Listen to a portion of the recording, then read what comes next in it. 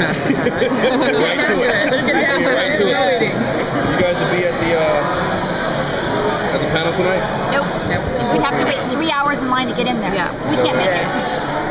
There's going to be a nice reveal tonight. Huge reveal. Huge. Does that answer my question? That's going to answer a lot of questions. So, Well, I can't tell you exactly what's going to happen, but I mean, we already know Diggle's going to get some sort of concealment. We'll see that pretty much in living color very soon. Very, very soon. And it's pretty awesome. Was the choice surprising? Like in the end, were you kind of surprised by whatever this identity is? You know something? That's a good question. Yes, a little bit. I didn't expect it to be as well conceived as it was. But at the same time, we've been talking about Diggle having some sort of concealment since the latter part of season 1, so they've had a lot of time to think about it. So I don't think you'll be disappointed. What can you tell us about Diggle's involvement with Hive this season and where that storyline's going? Yeah, well, he has a personal connection to Hive because his brother was killed by Deadshot, who was hired by Hive. So there's a personal interest that he has in taking down that organization. And that's the big baddie for the season. Hive and I think Damien Dark and a few others. But those are our bad guys. So Diggle's going to have a big personal story this season. It'll be finally Diggle's season. so how long do you stay mad at That's my question too. The whole season, no. They want to give that. They want to do that justice, right? I mean, everyone at the end of season 3 was happy that he was back, that Arrow was back, and going to continue the mission. Except for Diggle, he had a personal problem with Arrow, and it wasn't so much what he did with Lila and kidnapping Lila. It was just the fact that he trusted Malcolm more than he did the team. And for Diggle's a soldier. So if Diggle can't trust him in the field, then he'd rather not work with him. So it's going to take some work, but yes, they will kiss and make up. Just a matter of time. So the headline is that you're going to kiss him. Yes, that's the headline.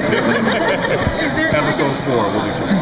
You think it's going to take something big for that kind of connection to? I don't think it's going to be. I don't think it's going to be that big, and that's really a producer question. I don't think it's going to really be that big, but it is going to be a bearing of the soul. I think both these men are going to have to be completely real and honest with each other. In that sense, it'll be big. I don't think it'll be a big, catastrophic event, and they find out, well, we have to work together, so we will. I think it'll be more so of two men kind of standing up and respecting each other as they should. What can you tell us about the Team Arrow dynamic when we start the season now that Oliver and Felicity are gone and Laurel, Tia, and Diggle? How's that working out?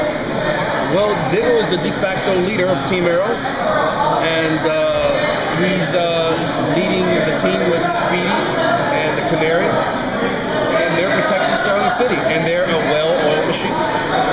They're very good at what they do. But Hive takes it to another level, so we'll see what happens. How does Diggle feel about Malcolm Merlin now in charge of the League of Assassins and still being around? Again, I think that Diggle feels as if that was not a very wise move. Diggle's a soldier, right? He thinks reconnaissance, he thinks of the team. Putting a known psychopath at the head of one of the most deadly organizations ever created on Earth, probably not good for the team, right? We're kind of creating a monster, kind of giving a monster a big bomb or a larger weapon. I don't think Diggle agrees with it, but that's the way things happen in Starling City with Oliver Queen at the helm. Do you want to get into a crossover and get over to Flash? I would love to. I would love to get over to Flash, Legends. I would love to do Supergirl. I would love to see Diggle's reaction to a flying woman, just at sublight speeds, whatever. I would love to see. I mean, Diggle's reaction to the Flash was classic. I would love to see how he would react to Supergirl. So we'll see. We'll see. But if you ask Greg Berlanti, I'm sure that's the plan. If all these shows are successful, why not? As an actor, how does that feel to be potentially on 4 or 5 television shows simultaneously? You're just knocking on wood every day. right? It's a comic book renaissance right now, so you just happen to be part of it. I mean, but nobody knew Arrow was going. I mean, Arrow lived in the shadow of Supernatural, and there was like Jason Hartley, I can't remember his name, who played Green Arrow on Supernatural, not Supernatural, Smallville. And no one thought Arrow was going to be as big as it did. And Arrow made a way for Flash, and that made a way for Legends, and made a way for Supergirl, and dare I say Gotham and Constantine as well, and all these DC properties are now on TV. So I'm just lucky. I'm lucky. Just ride the wave. Just ride it. Are there any DC villains or heroes that you personally would like to see drop by Starling? Yes, I would love to see Bruce Wayne, not Batman. Just Bruce Wayne. Right? I'd love to see where that billionaire is, just in general. Like, is he a child who just got abandoned? His parents just get killed? Is he part of the League of Assassins? Did he just come back from the League and he's a billionaire hanging out in Gotham? But if he's a contemporary of Oliver Queen, they have to know each other, right? Like, how many billionaires, good-looking billionaires like that are walking around? So it's like you would think they would know each other. So I would just love to see Bruce Wayne. And now that you have Supergirl, don't you have to have Clark Kent? I would love to hear the names Metropolis and Gotham someplace in our universe.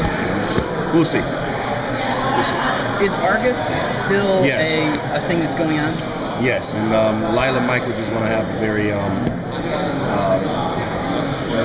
well written, shall I say?